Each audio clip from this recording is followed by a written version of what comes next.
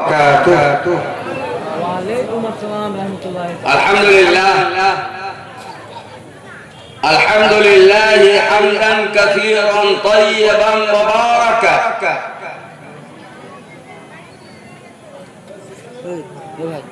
ثم الحمد لله القوة المتين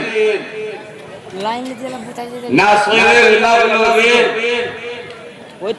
مجيب دعوة المقربين والصلاة والسلام على مبعوث رحمة للعالمين وعلى آله الطيبين الطاهرين.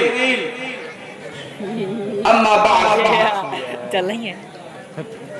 أيها الحاضرون يا معشر العلماء رحمنا ورحمكم الله، قال الله تعالى في شان علامة وقال رسول الله صلى الله عليه وسلم من عاد لي وليا فقد آذنته بالحق. وقال الإمام البخاري رضي الله تعالى عنه في رواية صحيح البخاري لا يدخلن الجنة من أمتي 70,000.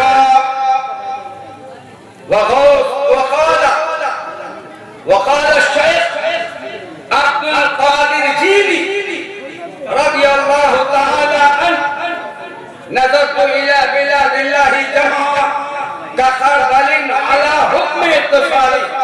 وقال أيضا درست العلم حتى صرت خطبا.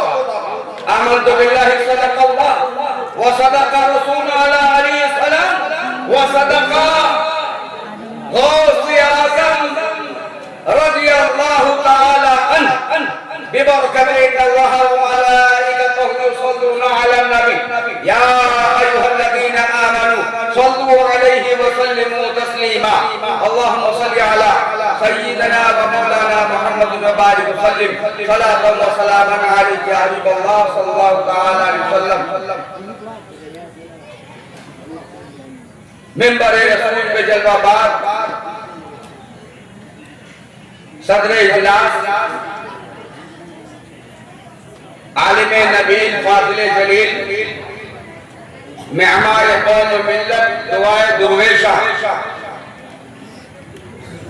عزیز قلبی سعید اعظمی حضرت مولانا حافظ قاری مہر علی صاحب اطال اللہ عمر اور اس جلسے کے منتظمین بھولے بھالے اہل سنت اور اولیاء اللہ کے عقیدے سے جڑے نوجوان، اولیاء سے محبت کرنے والے نوجوان جنہوں نے قد و کاوش کی اور مہینوں کٹا محنت کر کے ہمیں اور آپ کو یکجا کیا،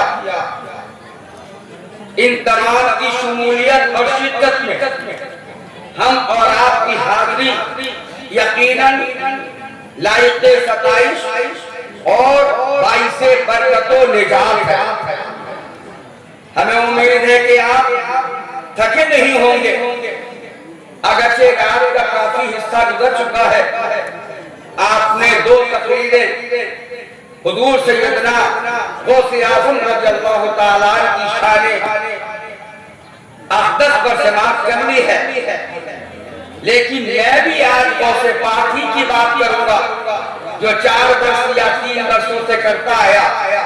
لیکن آپ نے وہ باتیں جو قصص اور واقعات کی روشنی میں سنی ہے اس میں کوئی شبہ نہیں کہ وہ بلا شبہ صحیح ہے، بلا شک اور بلا ریب صحیح ہے. لیکن آج میں آپ کے سامنے کرامت نہیں بیان کروں گا، غوث پاک نے مردے جلائے یہ نہیں بتاؤں گا. آپ نے کرامت کے کوٹ سن لی ہے. مردے جلانا غوث اعظم کا خاصہ 12 سال کی کشیوں کو نکال دینا یہ غوث اعظم کی کرامت اور نہ جانے کتنی کرامتیں ہم اور آپ سنتے چلے آئے. کیا اس بڑے پیر دستگیر روشن زمین کے شہدائی ہیں اور ہم جس جشن نظوفن فرح کانفرنس کا انعقاد کرتے ہیں وہ میرا دوست صرف باکرامت ولی تھا، صرف خان کا ہی تھا یا نظامی درس کا ولی بھی تھا، درس نظامی کا استاد بھی تھا یا دارالفتہ کا مفتی بھی تھا یا شہر کا قاضی بھی تھا یا قرآن کا مفسر بھی تھا یا حدیث کا محدث بھی تھا. آج مجھے بتانا ہے کہ ہم اس غوث اعظم رضی اللہ تعالیٰ سے محبت کرتے ہیں. وہ میرا دوست صرف باکرامت نہیں بلکہ اپنے زمانے کا کیا غوث اعظم تھا، اسی زمانے کا مجدد اعظم بھی تھا.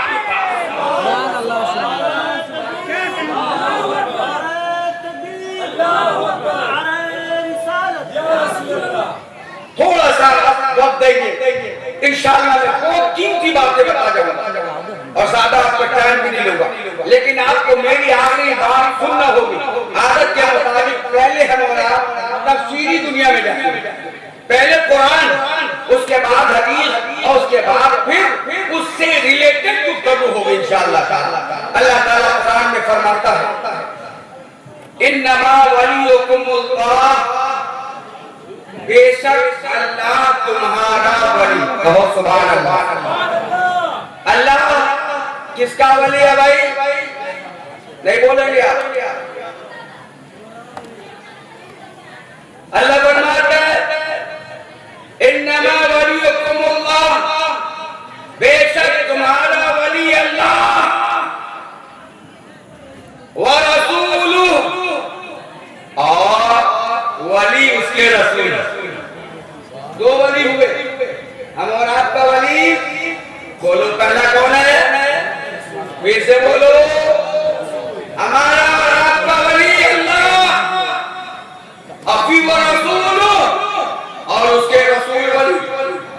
پھر اللہ فرماتا ہے والذین آمنوا، اور وہ ایماندار، وہ کامل مومن جنہیں ہم اولیاء کہتے ہیں، وہ ولی. اب ان پر بھروسہ کیا ہوا؟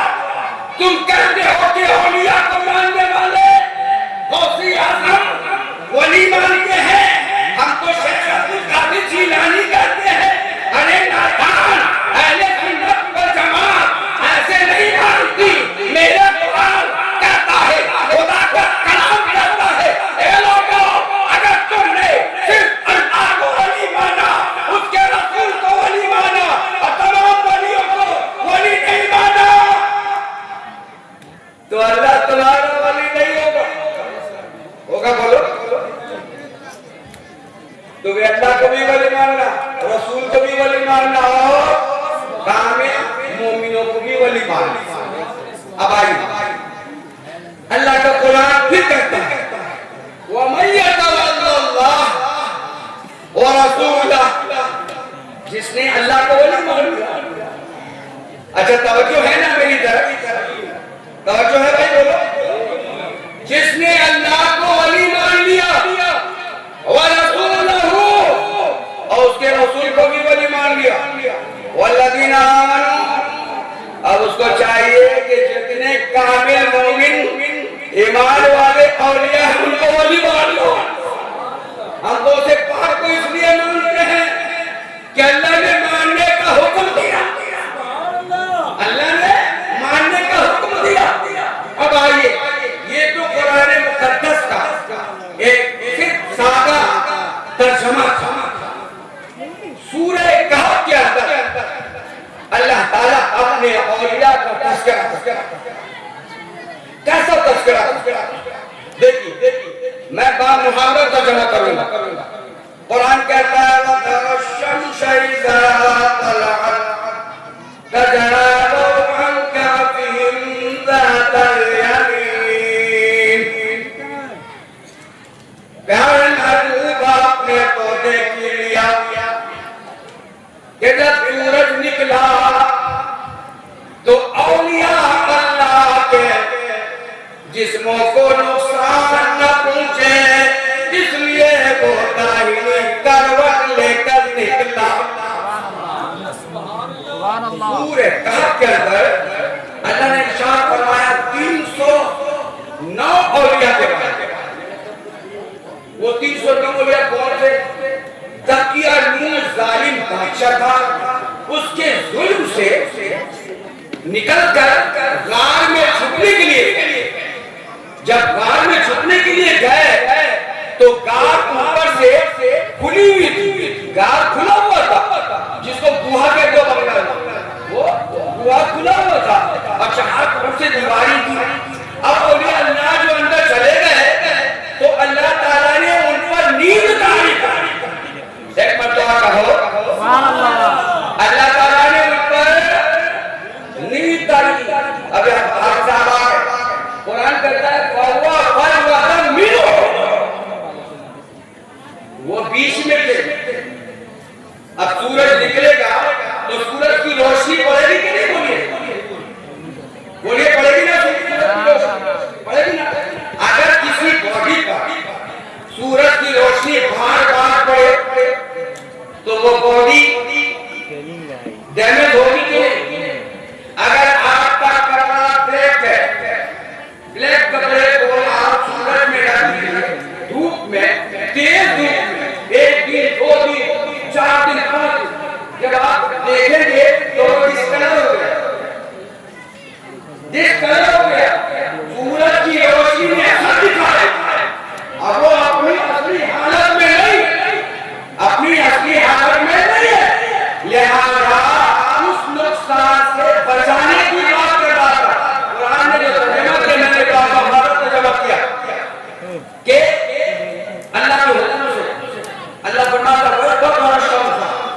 آپ نے تو دیکھا کبھی کہ سورج کا نکلا تو اولیاء اللہ کو بچانے کے لیے دائیں طرف سے نکلا گیا وہی طرف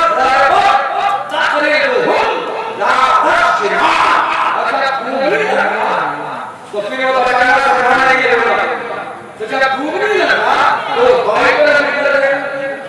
اچھا ایک بات بتائیے یہ کتنے سال کا ہوا؟ 309 سال. کتنے سال ہو؟ 309 سال. ذرا زور سے بولو. 309 سال تک سورج دائیں طرف جاتا اور دوسرے وقت بائیں طرف چلا جاتا. اللہ تعالیٰ فرماتا ہے وَذَلِكَ مِنْ آیَةِ اللَّهِ وَذَلِكَ مِنْ آیَةِ اللَّهِ. یہ اللہ کی نشانی ہے، یہ اللہ کی نشانی ہے. آپ اگر کوئی سائنسدان یہ طرف کرے کہ سورج اپنی جگہ سے کیسے دائیں طرف سے کرتے نکلا اور دوسرے بائیں طرف سے نکلا. اللہ تعالیٰ نے اپنے وحی کی کرامت ثابت کی، وحی کی کرامت ثابت کی. لیکن اللہ کا یہ کلام کہتا ہے سورہ یاسین میں وَالشَّمْسُ تَجْرِی لِمُسْتَقَرٍّ لَہَا. یہ سورج اپنے متعین جگہ سے جاری ہوتا ہے. یعنی کل جہاں سے نکلا تھا وہی سے نکلے، کل جہاں سے نکلا تھا وہی ملے. لیکن پوری تخلیق کر کے ہوا سے لے کر اب تک 309 سال تک سورج نے اولیاء اللہ کے لیے اپنا راستہ بدل دیا، اولیاء کے لیے اپنا راستہ چینج کر دیا. اور اللہ نے فرمایا ذَلِكَ مِنْ آیَةِ اللَّهِ. یہ اللہ کی نشانی ہے. اب آپ دیکھو اولیاء اللہ کا مقام امام بخاری رحمۃ اللہ علیہ فرماتے ہیں صحیح حدیث، صحیح حدیث، مسلم کی بھی حدیث ہے، بخاری کی بھی حدیث ہے. فرمایا آقا مولا صلی اللہ علیہ وسلم نے لَيَدْخُلَنَّ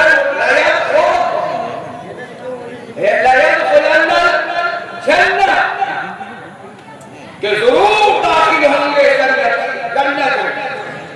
کون؟ من امتی، میری امت میں سے 70,000 لوگ. روایت میں